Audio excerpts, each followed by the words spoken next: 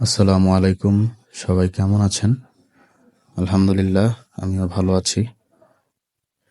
2021-এর সেপ্টেম্বরে সিলেটের জাফলংয়ে গিয়েছিলাম আমি। তো আজকে সেই ভিডিওই আপনাদের সামনে তুলে ধরলাম।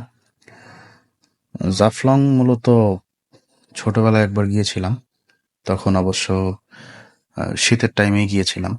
তখন অতটা আমার ভালো লাগেনি, তখন পানি ছিল না। আবার মায়াবী ঝর্ণায় যখন গিয়েছিলাম ওখানে তো একদমই পানি ছিল না। তো এখন মূলত যখন গিয়েছিলাম তো তখন খুবই বৃষ্টি ছিল, পানি তো ছিলই। আর মায়াবী ঝর্ণার কথা আর কি বলবো, মানে অনেক অসাধারণ ছিল। তো তখন আমার কাছে মনে হয়েছিল যে না, জাফলং যাওয়া শুধু শুধু ওয়েস্ট। বাট আপনারা যদি কখনো যেতে চান বৃষ্টির সিজনে যেতে পারেন।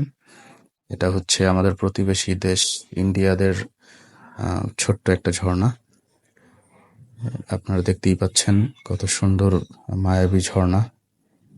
এখানে মূলত গোসল করেছিলাম, অনেকক্ষণ ছিলাম এদিকে। আমার মোবাইলের ক্যামেরাতে পানিও ঢুকে গিয়েছিল।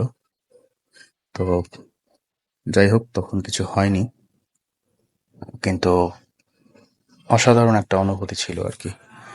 আমার মূলত ঝর্ণা, তারপর সমুদ্র, এসব অনেক ভালো লাগে। তাই বলা যায় যে জায়গাটা আমার মানে খুবই ভালো লেগেছিল আর কি।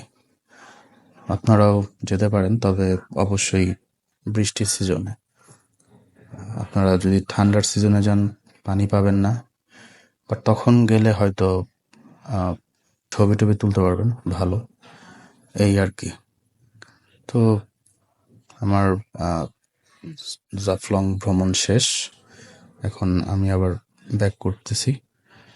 তো সবাই ভালো থাকবেন, সুস্থ থাকবেন, আর ভিডিওটি ভালো লেগে থাকলে শেয়ার করে দিবেন। ধন্যবাদ।